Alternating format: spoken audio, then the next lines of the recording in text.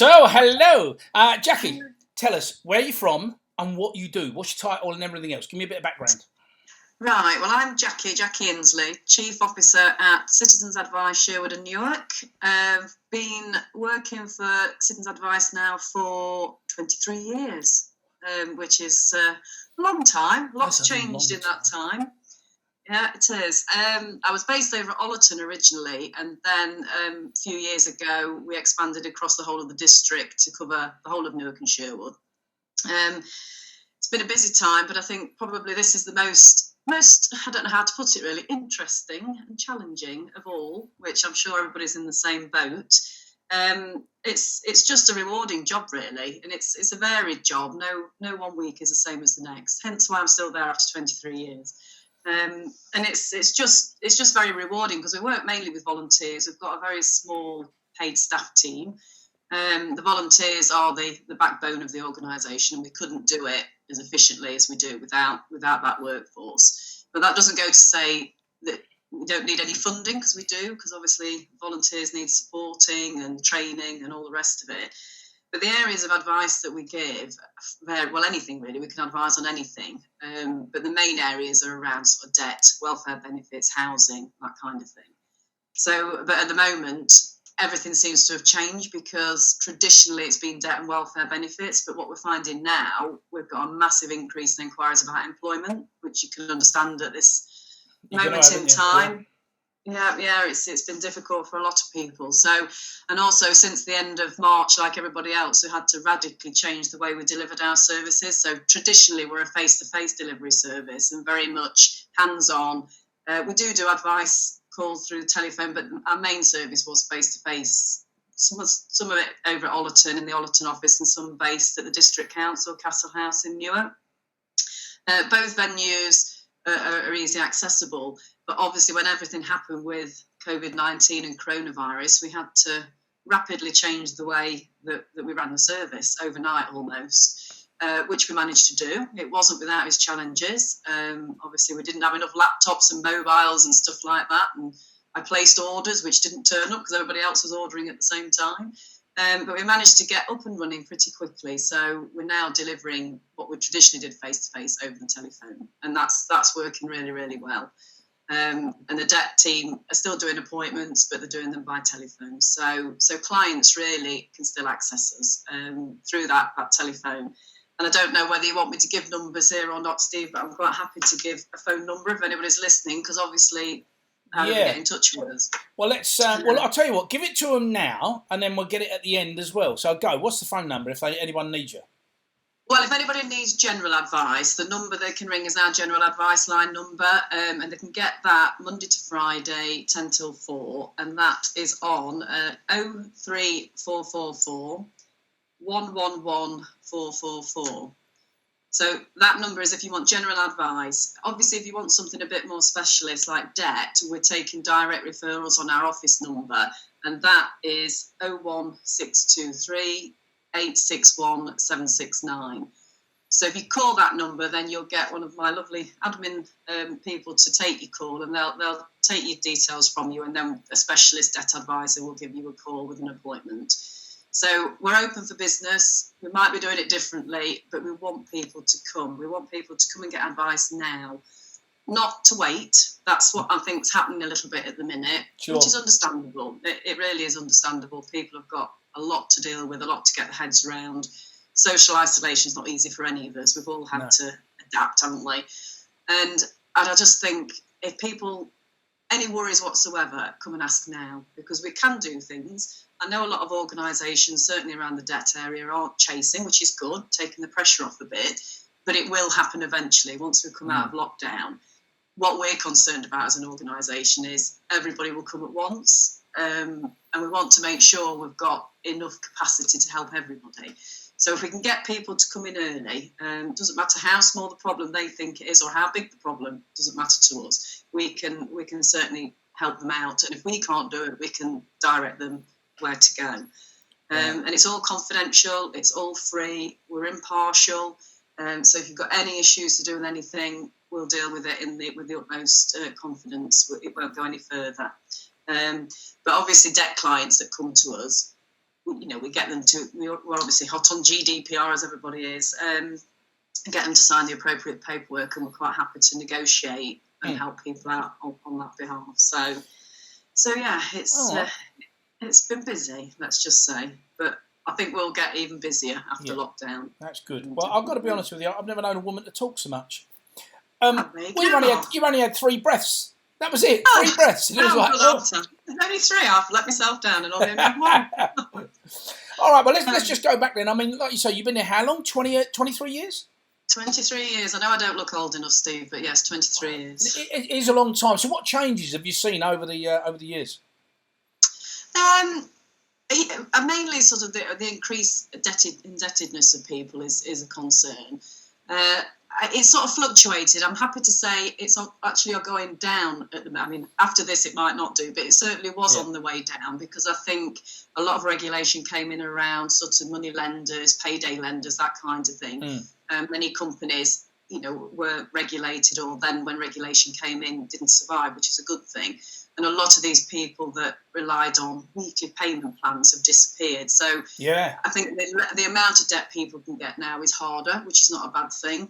So that's changed. But I think, to be honest, for me, it's still a lot of debt out there. And I still would like to see more preventative work, some more in schools, really, because people get into this cycle of debt. And once you're on the roundabout, it's very hard to get you see, it's funny you say that, because it is planting the seed at an early age, isn't it? And that level of education that needs to be in place, And you're right. I reckon there should be some educational programs, that should be what is it? PHSE, PSHE? Yeah, sort of that. Life skills and things like that. Yeah, without a doubt. I mean, because they don't know, or they seem not to know. I mean, I know when I was teaching, that was the case. These kids were coming out of school. They didn't know what a bank account was, a sort code number was. They didn't know about, anything, finances. And as much as we give them an education in, mathematics and you're right. Where's the life skills? Yeah, I mean, if you say APR to most people, even people that's got a mortgage, they probably don't even know what you're talking about. An APR is your annual percentage rate, so that's something you should know. That's how you compare products, but a lot of people haven't got any idea about what that's about. And I think young people that's an opportunity to get in there early. Yeah. And certainly now, because like say paper money is a thing of the past, isn't it, almost? So they don't see what they're spending. It's not a reality, is it? I mean, even Monopoly now is based on a credit card. It's not like the good old fashioned Monopoly with cash. So how do they get a concept of what they're spending and what real money and the value of stuff is, I guess? So what could we do? I mean, is it a case that we should seriously look at putting a program together, or is it a case that you need the experienced people to go in to the schools and do the demonstrations and presentations? What would you suggest? There has been financial capability work gone on in the past and still is ongoing, but I think, unfortunately, schools maybe haven't got the time or the capacity within the curriculum to put this in where it needs to be, and perhaps enough of it. I'm not saying some schools probably still do touch on it, but I think there's got to be some way of measuring how successful that is when kids come out of school and understand, like you say, applying for a credit card, applying for a loan for a car and stuff like that, and understanding what they're getting into. Because I know with my own children, my son's just bought himself a new phone. He's working, so he can afford to pay for it outright. But I made him take, not like me, made him take interest-free credit from Apple. I shouldn't really advertise there, but I have. She's throwing it out there. It's a fruit company. It was a lesson really to say, whatever you've paid for that phone, the money, if you pay for it outright, that money is worth less in 2 years' time. So take the interest-free; it's costing you nothing. But to get, and plus it's increasing his credit rating reference if he ever wants a mortgage in the future. So.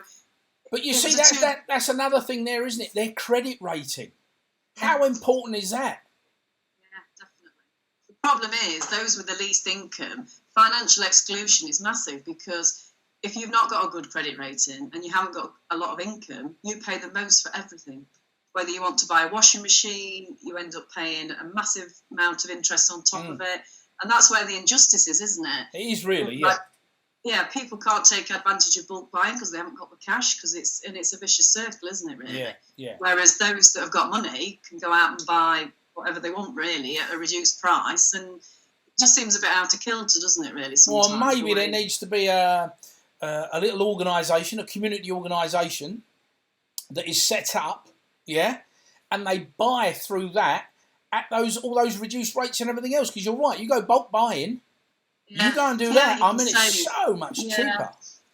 I mean, we do a lot of the time when clients come through and want help with debt advice, we've got quite a few different schemes that we can apply and help them to buy things. We also help them with applications like the Big Difference scheme, which is to help with the water rates, so they can get a reduced amount or pay a percentage less. So we always look, and every time somebody comes in and wants help around debt, we always look at their whole financial situation, so to make sure they're claiming everything they can and that they're maximising their income, really. Because it's amazing how many people haven't claimed what they should be claiming. Sorry for interrupting. I was just going to say, what's coming through is the CAB, their remit is huge, isn't it? Yeah. It really is. Huge. I mean, all right, you can pinpoint certain directives that you need to push because, they're the issues of the time. But the only thing is that I come back to, and I've always come back to this, I didn't know how big a deal you were.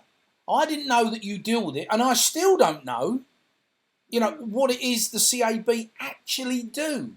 Where is all this information? How can we get access to it?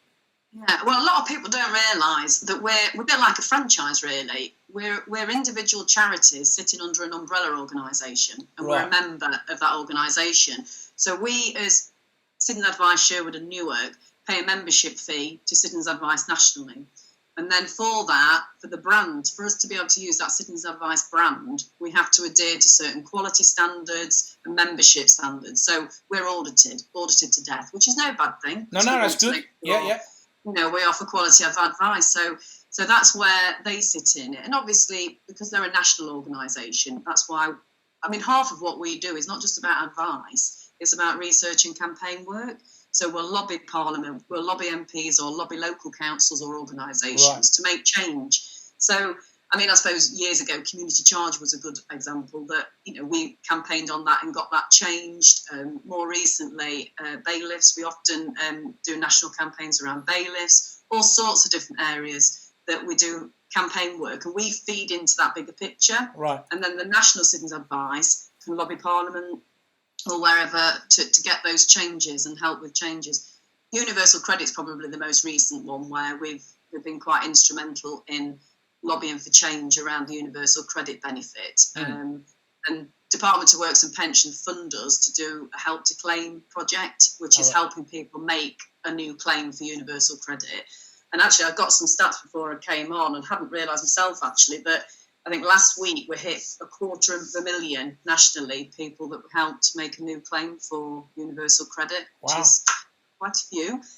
And obviously now of late, because of all the corona stuff, it's gone through the roof, the demand for that service. But I have to say that there's been some adaptations made so it's easier for people to claim in light of what's happening. So that's positive. But how do they get to know about it? That's one thing we're not very good at, Steve, I will be honest. Locally, we're not great at advertising ourselves. We're very good at delivering because we're so busy doing. I don't have a marketing budget. It's kind of just me and the trustees. And it does frustrate me sometimes because we're so busy doing what we're doing. You don't always then get the opportunity to promote your service to the wider field. Nationally, there's lots of campaigns going on out there in advertising, press releases. But locally, like you said, I'm still not sure people fully understand what the voluntary sector does across the patch, really. Yeah. The thing for me, so are you saying that, you're a charity, you have a charity number? Yeah. We're a charity. So there are ways for you to access charitable money to assist with marketing and everything else. Is that something you'd look at? Definitely, yeah. We're working in partnership quite closely with neighbouring CAs, particularly at the moment we're working closely with Broxtowe and Ashfield, and they've got a development manager over at Broxtowe who does link us in with a lot of his social media stuff. Right. Again, we're not really heavy out there on social media, because again, you've got to have somebody managing that. And it needs to ideally, somebody to do that on a regular basis. So that again takes a resource. But yeah, we do work across the area, and we're not ones for reinventing the wheel. If we can work with others and work in partnership, then we would do that. I mean, some of our main funders are District Council.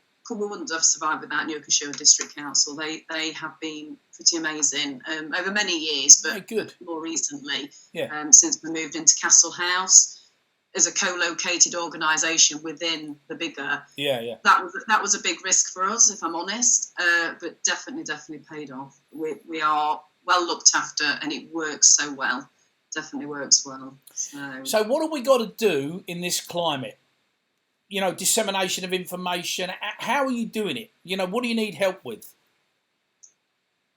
Just getting stuff out regularly, I think. I mean, we've absolutely obliterated the Newark and Sherwood with leaflets, but they're paper leaflets. They've been going out in food parcels. They've been going out with people that's had shopping done by the local council voluntary services. Right. So we have got partners that are helping us there, and certainly the District Council have been pushing out, and we're on their website. But it's trying to engage with people in more acute situations, isn't it? Like at the moment, and you've always got to be mindful of obviously data protection. That's a bit of a barrier. Sure. Because obviously people will be falling into council tax arrears, people will be falling into rent arrears. So I would like access to those people now to say, look, can we call you to the council? Can we call these people? Because they're going to be struggling, they're going to be worried, maybe don't know what to do.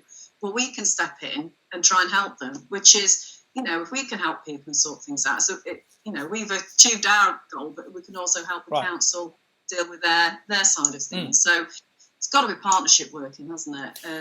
Getting a message out. Yeah, I also see that there is a need for something to be set up. That maybe we can get some funding in for training programs to be put together. Whereby the individuals that are suffering, that do need that help, can actually get access to it. Hey, let's be fair about it. They've all got a phone. Yeah. I don't care what you say. They've all got money for phones, and that's where our lives are now. Our lives are on our phones, so they can access everything from there. I mean, we've got a comprehensive website, citizensadvice.org.uk, which you can go on and get all that advice. Basic advice. Then if you want to interpret that advice to your personal situation, that's where you can call our advice line. And you can then get one-to-one advice and advice as to what is the best way forward for you. So there is a lot of information out there now, if people feel confident enough to do it. What's been interesting over the last few weeks is a lot of people that's been contacting Citizens Advice are not our traditional cohort of clients. It's been people that probably maybe have never contacted the service before. Again, I think a lot of that is because it's been around employment advice, which traditionally has probably been one of our lower areas of advice in the Newark and Sherwood district. But that's just gone through the roof. I think I looked before; it's gone up to about 20%, whereas it was probably around about 5-6% before. Wow, that's a big jump. Big jump, isn't it? Debt's still the biggest. 56% of people contacted us. This is since we closed the doors on the 23rd of March. Breakdown was about 56% debt, 25% benefit, and then interestingly, a stat that I pulled off, because we asked people if we can take information about them to build a bit of a profile of the kind of people we're helping. But I noticed it was 40% of people had said they were disabled in some way, whether it's a recent illness or a longer term. Which that's high. Staggering, actually. Yeah, that is. So that's why we do collect this, because then I can look at that as chief officer and think, right, what gaps are they out there? Are we making sure that, if there's a pocket of people that maybe aren't approaching us, I'll be thinking, well, why are they not? And I can use that data then to think about what services do we need to be looking at rolling out further down the line. I can't believe, like you say, 23 years you've been at it and you're still there. I mean, what's the future? What's the future like for CAB? I think it's really positive. I think it will look different. I think this experience of being sort of in lockdown situation where every organisation, private, voluntary, whatever, have had to react quite quickly, it's made us do things, I think, that we have talked about for quite a while, but put off for another day because you're so busy doing the day job.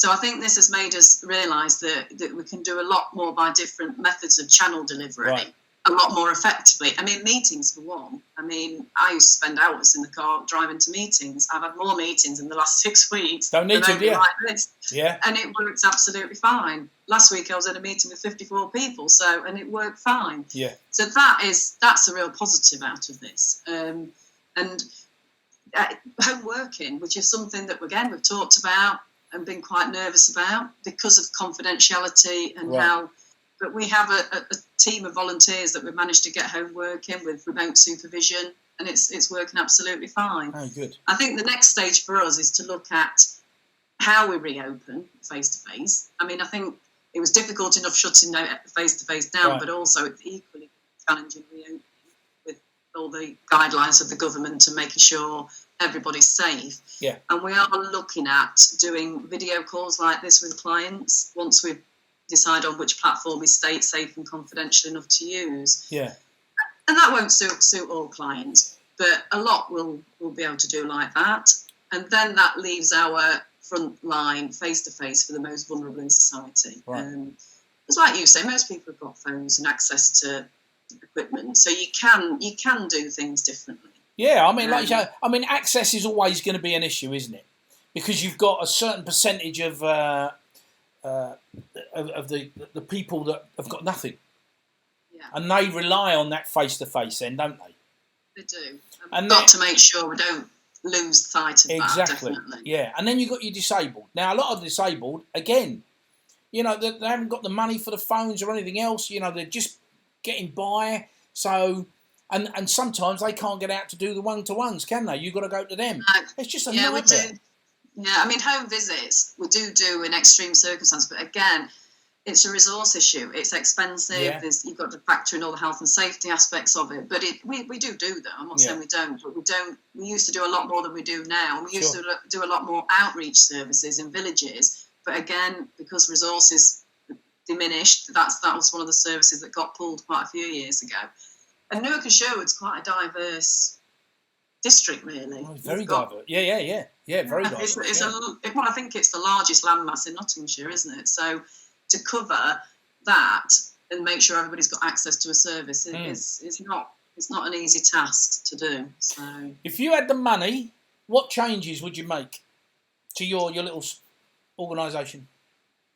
I would obviously look at rolling out more advice, telephone advice. We would look at increasing the amount of training that we do, which could also incorporate the financial capability work and do it sort of that end as well as obviously training new volunteers. That's the thing that we struggle with because the majority of our volunteers are over 70. So we lost a huge amount of our workforce overnight. Wow.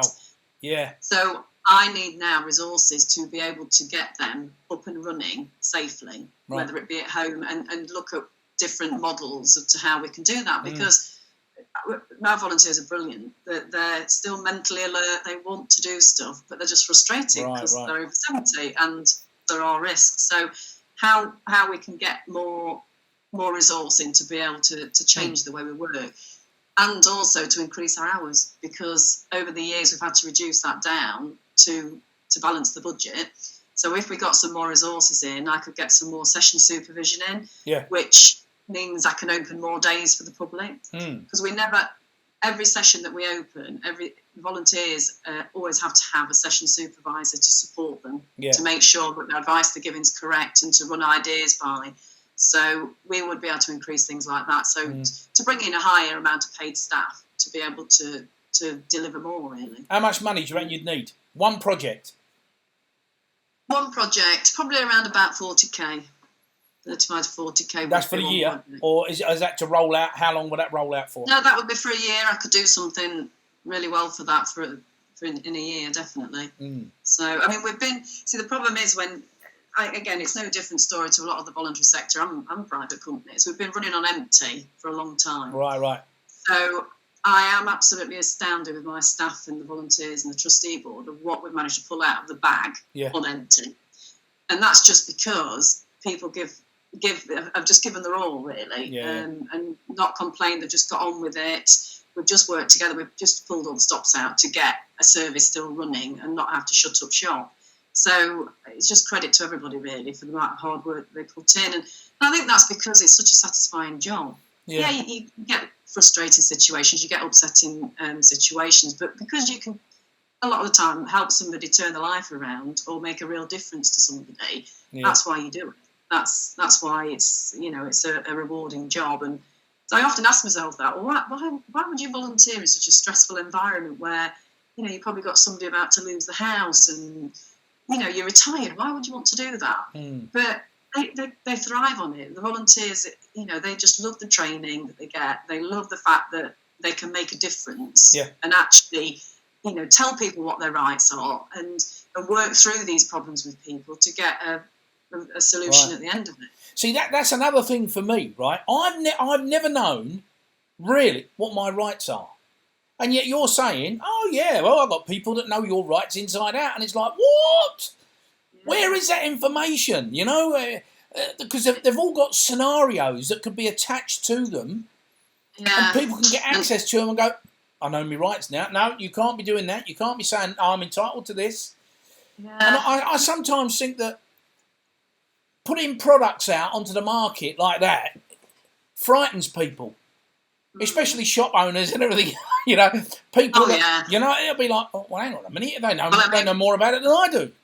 I think Martin Lewis certainly shook up the consumer world, didn't he, bless him? Yeah, he did, which is great because he's savvy and he knows his stuff and he he's made people sit up and think, oh, yeah, hang on a minute, that's not right. Yeah, he's also become a millionaire. He's doing well. Yeah, but it's a great, I don't know him personally by any stretch, but I love his philosophy in life because he's made his money. He's worked hard, deserves it. Yeah, yes. Then whatever he doesn't need, he gives so much to charity. Citizens Advice have benefited hugely from funds that he's a good man, Yeah.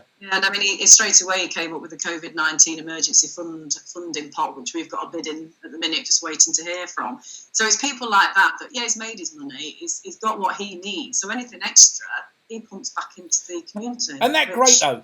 That is absolutely fantastic. There is a man there that has actually gone, do you know what? Yeah, I've got enough. No, let me give it back. Now, how many more celebs could do that?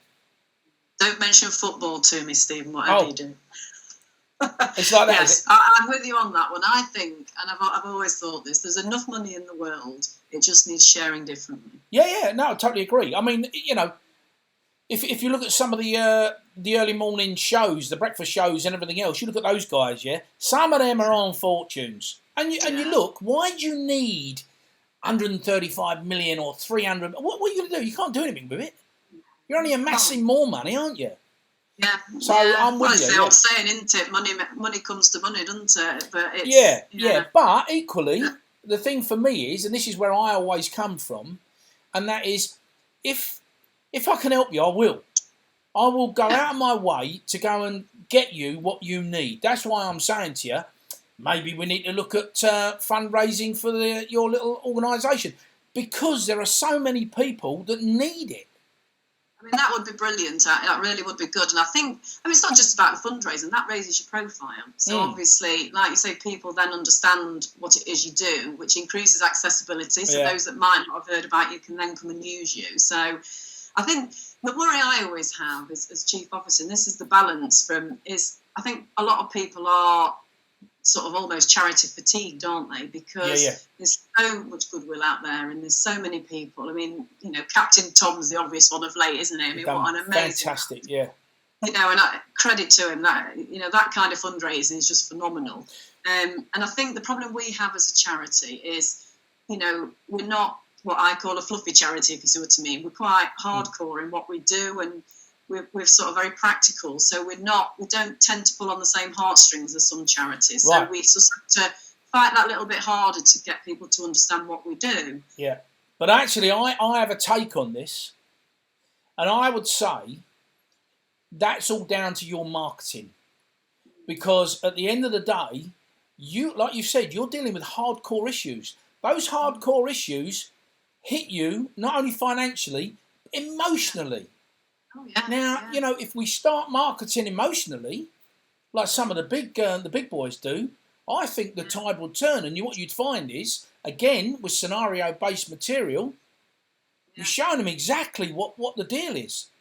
And then Well, they can mental relate health to is it. massive. Yeah, I would say a lot of people that come to it, we all, everybody has good days and bad days, but there's pressure. Right. If you imagine you're in a debt situation, you've got youngest children, you've lost your job, your house is about to go. Right. The pressure then on the GP surgery because they go into the GP because they can't sleep, and it's a vicious circle. Whereas if we get involved early to offer them that support. I mean, last year we've got a project running with the local district council, Homelessness Prevention Project, and that project dealt with 124 individuals and families to help to save them going into an eviction situation with the housing. So basically, that saved the councils hundreds of thousands of pounds because for each application for homelessness that's made, it's an average between £3,000 and £8,000 per application. Right. So we managed to get £50,000 funding for that project. So you do the sums, 124 times even 3,000, so what it cost the council to fund that project, it's paid for itself so many times over. Yeah. So that's a nice example because you can show that quite easily to the taxpayer. What value that is. Yeah. And save those people going through that traumatic situation. So yeah, but that's just one area that we do the housing bit. So we deal with so many other areas that it's enormous, really. Oh, don't. Well, look, it's been a pleasure talking to you. I mean, we do need to raise your profile locally. You and I do need a discussion about that going forward. We do. Because we've got to get it going. Because I didn't realise how big a big deal it is. And there are lots of people out there that need that help and actually need the access. So. Let's agree to do it. That would be really helpful, Steve. I would appreciate that. Because marketing's not my strong point. So. No, well, I mean, there's other people that we can bring in and talk to. There's just different ways of doing it, and we should be looking at that because it is such an important program that you run. Yeah, it's huge, isn't it? I mean, we've been about in the district, or in certainly from Mollerton, in 1978. So it was when it first started. So we've been around a while. I mean, the Citizens Advice itself have been around just after the war. So it's a long organisation. So it's a great little story, though, isn't it? It is. When you look at what they've been providing and how they've been providing, and it's there's a little documentary here. I can see it coming. Yes, you could find. Yes, it would be good. I mean, we're such a big network across the country, and it varies from area to area. Again, it depends on staffing capacity and what. There's some fabulous projects going out all over the country from Citizens Advice. We're quite a big family. We're quite. I always say we're quite a quirky organisation, but we just do it. We can deliver anything on advice. So it's We need to make sure we secure ourselves for the future because people will definitely need us more now than ever before, I think, going forward. So. Well, on that note, what I'm going to say to you is, Jackie, thank you very much indeed for coming on to Channel A Media. What I'll do is I will put some information up, all right? We'll get the phone numbers up and we'll get the websites up and everything else. We'll push that through Channel A Media, on YouTube. I'll send you a link back. People can actually download the podcast. They can actually watch the vlog. All right. So those that are not switched on, visually, they can do the audible thing. Listen to it. Yeah. Do you want me to send you a poster with all the details on as well? Do it, and then what I'll do is I'll get that up. We'll put that on the website for them. Yeah. On the actual video that it sends out, and that'll be absolutely amazing. Brilliant. I will do that, Steve. It's been a pleasure, always. All right, darling. Thank you very much indeed. All right, guys, that's it. That's another little podcast out, and Jackie's out of here. Bye-bye. Bye.